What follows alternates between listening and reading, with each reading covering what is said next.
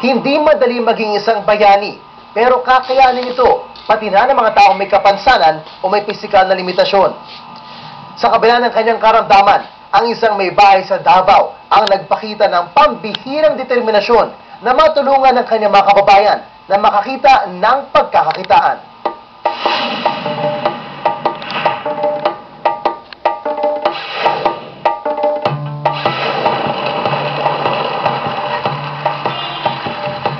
Ang Davao City ang isa sa pinakamalaking syudad sa Pilipinas. Larawan ito ng kaunlaran.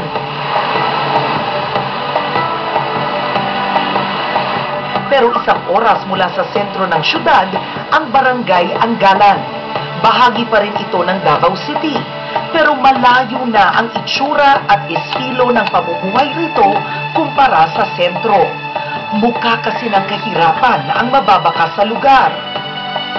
At ito ang buhay na nakagisnan ni Norma Gohetsia o Nanay Norma.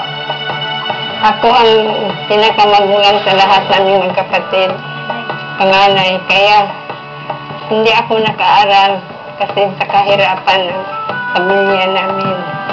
Kaya naman ang bumuo ng sariling pamilya si Nanay Norma, sinikap niyang hindi matulad sa kanya ang kapalaran ng kanyang mga anak. Mahirap lang talaga ang lakihan namin. Tapos walo kaming magkakapatid, pero kahit ganun kami karami, mas masaya. Pinalaki kami na mangingi-aral, tinuruan kami na mabuting gawain. Kahit noon yung grade school pa kami, kasi nagtahi siya, maraming magpunta dito, mga kaklase, mga kapitbahay, o kahit sino, magpatahi sa kanya. Pero hindi lamang magandang buhay para sa kanyang sariling pamilya ang pangarap ni Nanay Norma, kundi pati na rin sa kanyang mga kababayan sa Anggalan. Kasi palagi lang kami nagtanim lang. Pag makaharvest, mayroong makain. Pag wala na rin. 90% dito or 95% ata, yun ay talaga mga farmers. At saka yung mga produkto dito, yung niyog lang. Sa kanila, parang nag-aano sila ng napabunga sila ng punong mangga para matututos nga sa pag-aaral ng kanyang mga anak. Talagang ganyan kahirap dito. Naglalakad kami papuntang school. Kaya naman, kahit hindi nakapagtapos ng pag-aaral si Nanay Norma, pinunan niya ito sa pamamagitan ng pagdalo sa iba't ibang seminar. Nagkasapong meeting kay alas 2. At ang lahat ng natutunan niya, ibinabahagi niya sa pamamagitan ng paglilingkod sa kanilang komunidad. Nagsimula siya sa pagtuturo ng katekismo sa kanilang lugar nang walang bayad.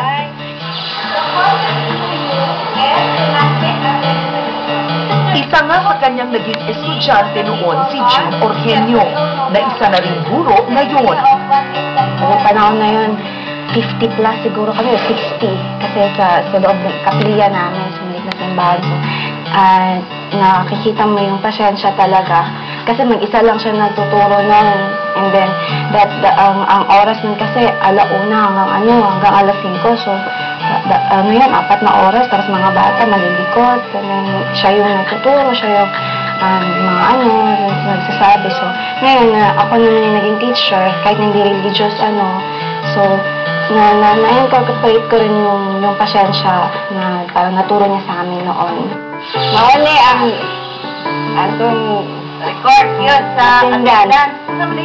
Pero hindi na kontento si Nanay Norma sa pagtuturo ng katekismo sa mga bata. Nakita niya ang pangangailangan na organisahin ang mga tulad niyang may bahay upang makatulong sa kabuhayan ng pamilya.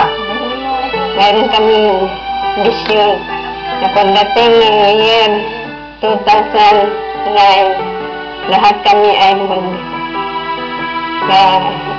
magbuo, magtulungan ng isa't isa. Kaya naman bumuo siya ng iba't ibang organisasyon na mag-aangat sa buhay ng kanilang mga kababayan. Isa na rito ang Anggalan Rural Improvement Club o RIC. Ang RIC ay isang kooperatiba kung saan nabibigyan ng puhunan ang mga miyembro para makapagsimula ng sariling kabuhayan. Pero upang makakuha ng inisyal na pondo, ang sariling lupain ang ginawang kolateral ni Nanay Norma. Siya ang nag-sacrifice ng kanyang title para, yun, makaluhin kami ng pera. Yun doon, nag-isa kami. Hanggang after 1 year, nabayaran namin yung utang, awa ng Diyos, masauli sa kanyang title. At first, nagagalit talaga. Maliban na marami kami, pero at least na may kasunduan na rin. Nabalik pa rin, nabalik. Nagbunga naman ang sakripisyo ni Nanay Norma. Mula sa 40 miyembro, mahigit 200 na ang kasapi nito sa kasalukuyan. At ang tagumpay na ito, utang nila sa dedikasyon na ibinuhos ni Nanay Norma. Nakita ko talaga siya na may leadership siya. Kaya niyang magdala ng mga tao. Kaya niyang mag-handle ng isang organization, maliit na ito malaki. Talagang makaharap siya ng mga malalaking tao. Talagang ganyan ko siya nakita noon. Kaya naman gano'n na lamang ang kanilang lungkot nang tamaan ng mabigat na karamdaman si Nanay Norma. Taong 1992 kasi, nang tamaan siya ng Parkinson's disease. Isang karamdaman kung saan unti-unting nanghihina ang kakayahan ng isang tao na kumilos. Bakit siya pa? Sa dami-dami. Kasi nagkasakit siya. Presidente pa namin siya na nalaman namin. Siya mismo nasabi na itong sakit ko, hindi na ito maagapan pa. Sabi ng doktor, ganito. So, sabi namin, mapray lang tayo ng Norma. Ang higit na kahanga-hanga kay Nanay Norma, hindi naging hadlang ang kanyang sakit upang huminto siya sa pagiging aktibo sa RIC. Araw-araw po siya napunta doon sa aming parang opisina namin noon. Doon talaga, nagka-duty siya. So, parang wala siyang sakit. Ganyan ko siya nakita. Talagang determinado talaga siya matulungan yung mga tao, hindi lang sa sarili niya. Kaya patay naman siya sa... Bukod pa nga sa RIC, ay naging aktibong leader din siya ng Anggalan Mortuary Club. Ito ang grupo na nagbibigay ng tulong sa mga residente ng Anggalan na namamatayan. Mula sa bigas na isasaing sa burol at libing, paghahanda ng pagkain at pag-aasikaso sa mga nakikiramay, kasama sa serbisyong ibinabahagi ng mga kasapi. Si Encarnacion Murillo ang isa sa mga nakinabang sa serbisyong ito nang sumakabilang buhay ang kanyang anak noong lamang nakaraang taon. Alam mo, malaki ang ang gastos namin sa pagkamatay ng anak ko, yung pagka-hospital niya. 80,000 ang namin, ang gasto namin sa hospital. Pagkatapos patay pa. Ngayon pagkapatay, siyempre kailangan namin ang pangburyal. Saan kami kukuha noon kung hindi kami kasali sa mortuary? Hindi nga matatawaran ang kontribusyon ni Nanay Norma sa kanilang lugar at ang pagkilala sa kanya bilang bayaning Pilipino ay isa lamang sa mga patunay dito.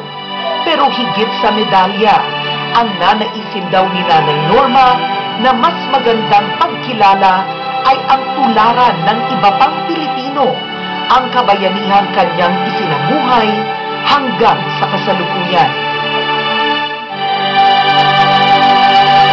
Kung kinaya ni Nanay Norma ang kanyang kapansanan, sa Nueva Ecija naman, may isang taong hindi nalimitahan ng kanyang kakulangan sa edukasyon upang makatulong at magsilbi sa kanyang komunidad.